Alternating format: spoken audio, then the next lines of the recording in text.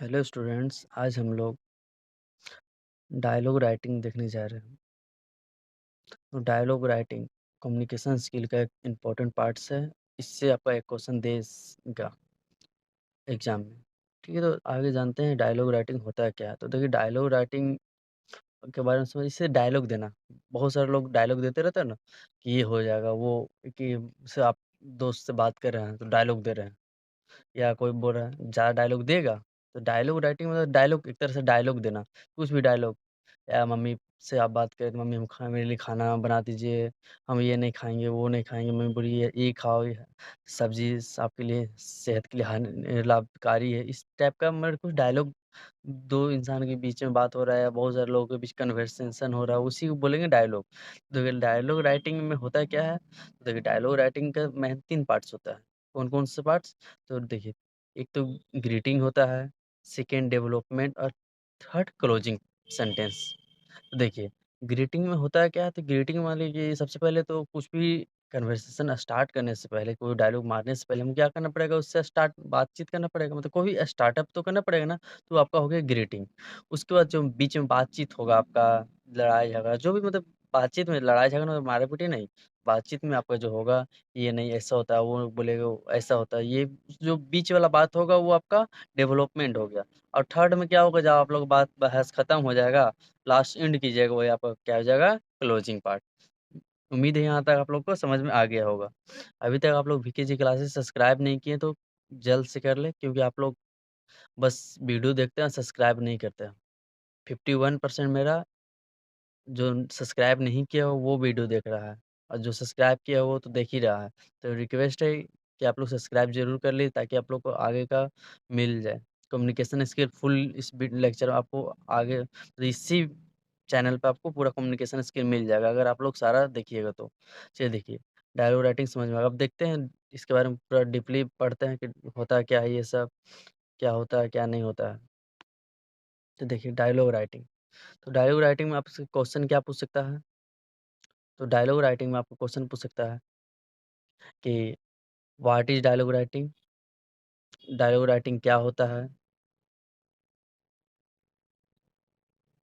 What is dialogue writing? Explain the structure of dialogue writing. Dialogue writing क्या होता है? तो डायलॉग राइटिंग आप लोग समझ गए कि डायलॉग राइटिंग क्या है, तो कन्वर्सेशन 2 इंसान के बीच, वही सब जो बकवास होगा वही चीज़। और क्या है, explain structure of dialogue. Structure क्या है? 3 गो स्ट्रक्चर आपको हम बता ही चुके हैं। स्टार्टिंग कन्वर्सेशन करेंगे, फिर बीच में बातचीत होगा, डेवलपमेंट, लास्ट में क्लोज़ कर देंगे। बस वही 3 इसका पार्ट्स होता है।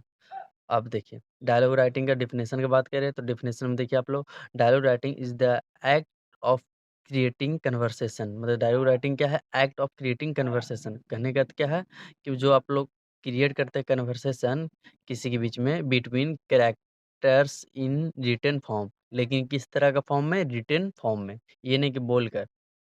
डायलॉग रिटन फॉर्म, वो क्या होगा आपका? डायलॉग राइटिंग हो गया। राइटिंग ना, राइट ना, स्पीकिंग थोड़ी ना, राइटिंग है तो राइट करेंगे। तो डायलॉग कन्वर्सेशन जो हो रहा है, कैरेक्टर्स करने का देखो, बहुत सारे लोगों के बीच में जो आप लोग रिटन फॉर्म में कन्वर्सेशन हो रहा है, क्रिएट कर रहे हैं, मतलब बात एक्ट जो बात कर रहे हैं, वही हो गया आपको dialogue writing. It is a critical element in storytelling, both in literature and script for various form of media such as play, movie and television।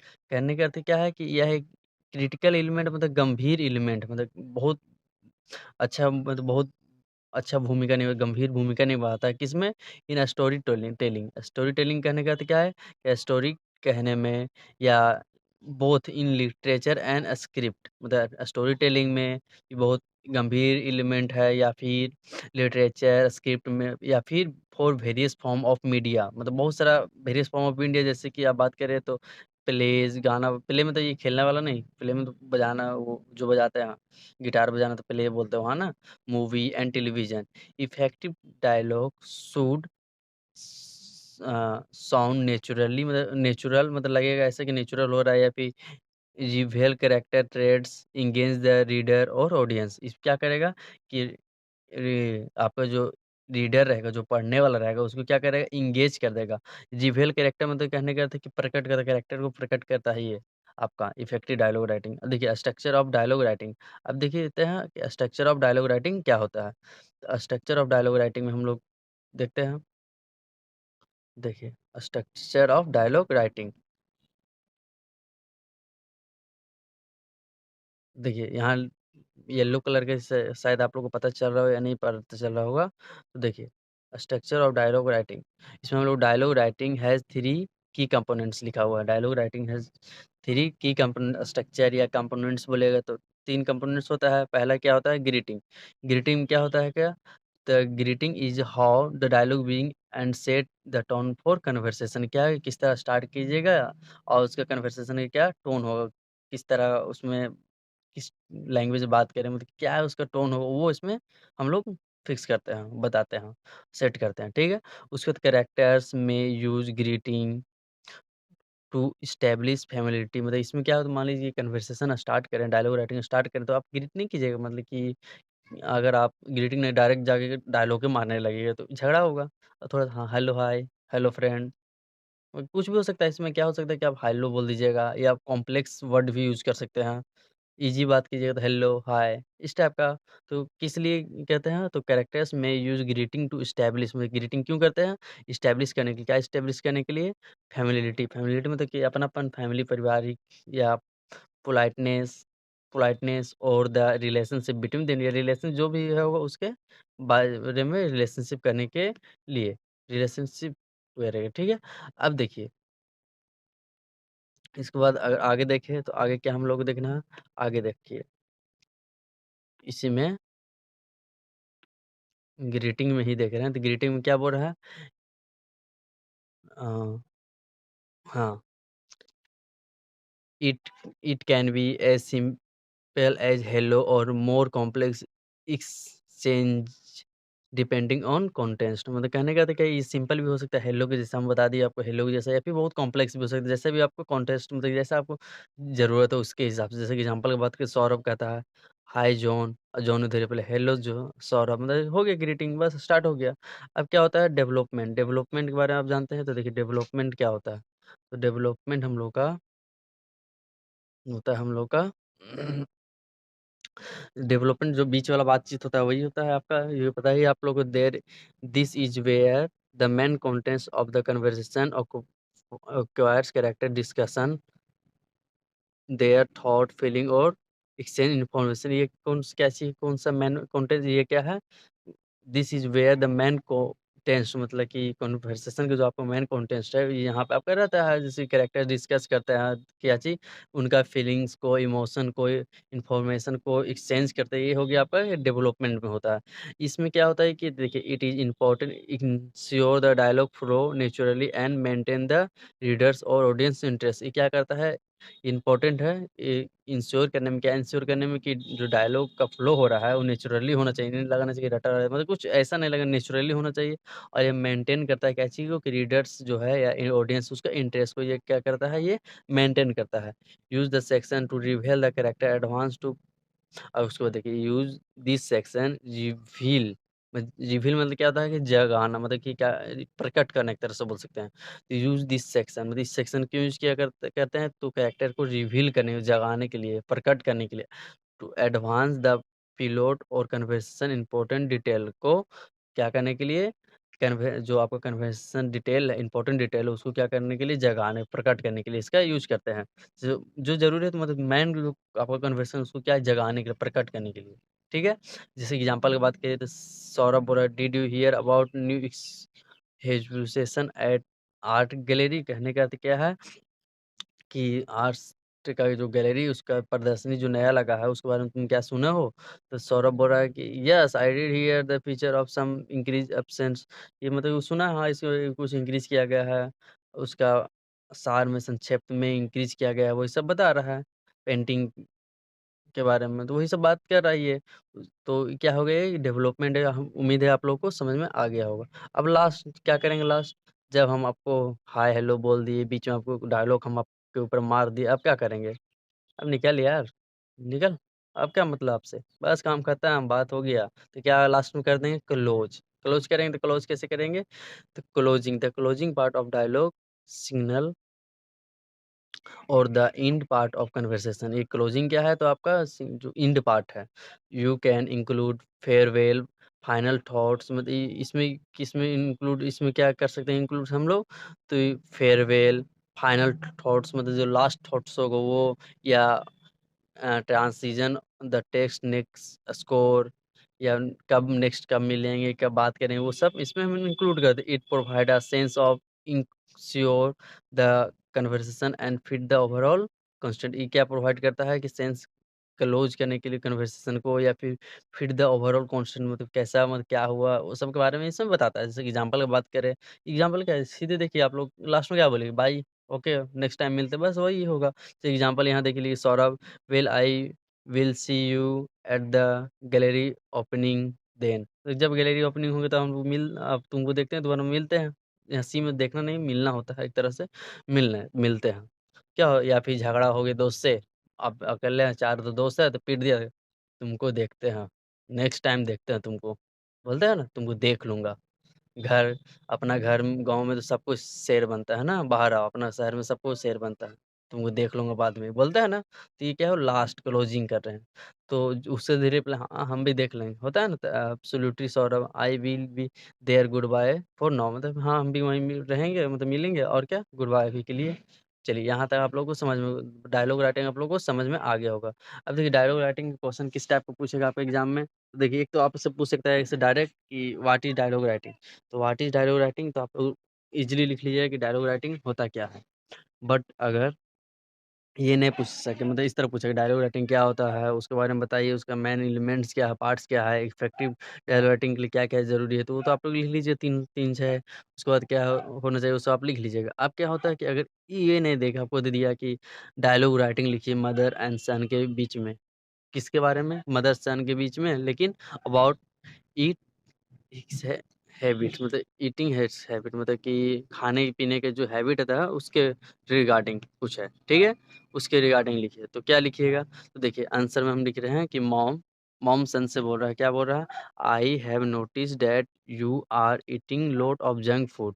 मैं, मॉम अपने सन से बोल रहा है, मम्मी अपने बोलता ही है, क्या बोलती है कि मैंने नोटिस किया है कि तुम बहुत ज़्यादा मतलब कि जंक फूड खा रहा है, तो I feel it no nice for your health, जो कि मुझे लगता है मतलब ये तुम्हारे हेल्थ के लिए बेटर नहीं है। तो फिर मॉम क्या, सन क्या बोलेगी कि मम्मी ये एवरीवन इट्स, मतलब ये सबको पीता है और एक बहुत टेस्टी भी होता है। तो मम्मी भी उधर से रिप्लाई देगी, मॉम क्या देगी कि ये टेस्टी होता है, बट ये टेस्टी होता है लेकिन हेल्दी नहीं होता है, एंड और क्या होता है इसमें, इसका साइड इफेक्ट्स बहुत सारा होता है, जो कि तुम्हारे हेल्थ को बाद में, अभी तो तुरंत मतलब अब मान लीजिए मार्केट में कुछ खाइएगा तो कुछ दिखेगा नहीं। अब मान लीजिए आपको फीवर हो रहा है, तो फीवर में आपको मन करेगा बहुत सिंघाड़ा खाने का या फिर तेल का सामान, तो क्यों करता है वो, आपका हेयर के लिए अच्छा नहीं लगता, टेस्टी लगता है आपको उस समय, अच्छा लगता है, लेकिन आपका क्या बाद में वो क्या करता है, आपको हेल्थ को इफेक्ट करता है। तो ये मॉम बोल रही है। तो सन कहता है, यस मॉम आई एग्री, मैं सहमत हूँ मम्मी आपसे, ऊपर आए जो जंक फूड खाते थे उसको हम क्या कर देंगे, स्टॉप कर देंगे, ठीक है?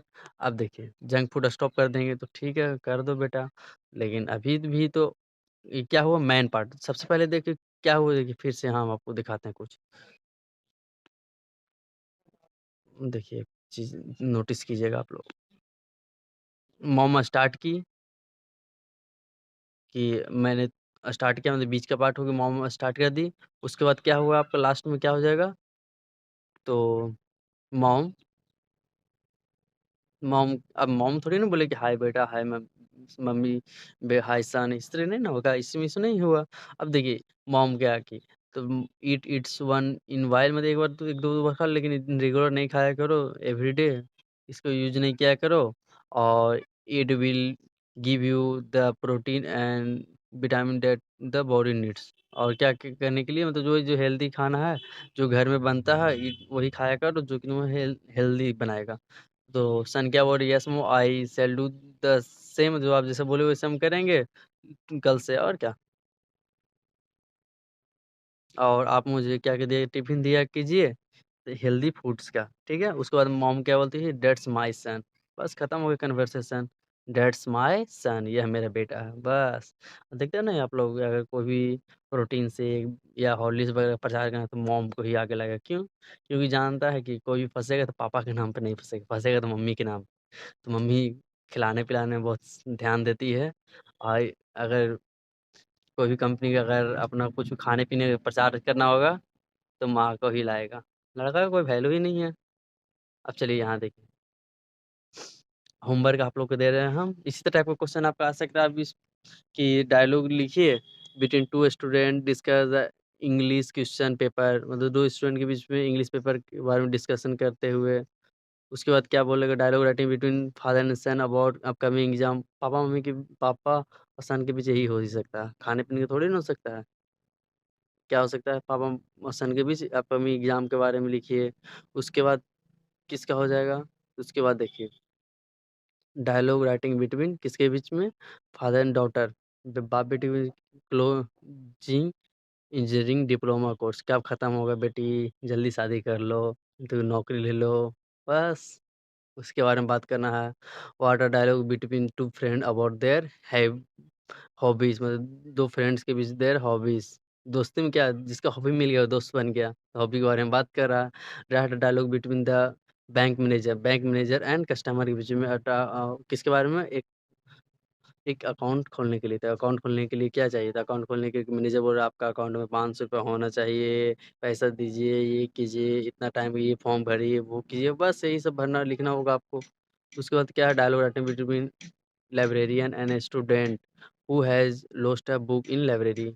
अब देखिए, लाइब्रेरियन एंड स्टूडेंट के बीच में क्या बात है कि लाइब्रेरी में हम बुक छोड़ दिए हैं, हमको मिल नहीं रहा, हम तो ट्राई कीजिए, खोजिए, देखिए, अगर मिल गया तो ठीक है, नहीं तो अगर बाद में मिल गया तो, या कोई लेके चला गया हो तो लाके दे दीजिए, इससे कन्वर्सेशन होगा। फिर develop a dialogue between student office clerk about the scholarship scheme and proceed online application. और स्कॉलरशिप स्कीम के बारे में क्लर्क से बात करेंगे कि कैसे होगा, क्या होगा, क्या-क्या डॉक्यूमेंट्स लगेगा, ये सब बात करेंगे। उसके बाद लास्ट में क्या है कि dialogue between official clerk and student about collecting scholarship cheque को कलेक्ट के रिगार्डिंग बात करना। तो ये सब आपको बहुत सारे बुक में भी मिल जाएँगे। इसलिए हम इसका नहीं बता रहे हैं, ताकि आप लोग कुछ ट्राई कीजिए खुद से, ताकि 1 और 2 बार रीड कीजिएगा तो आपको याद हो जाएगा ये सब।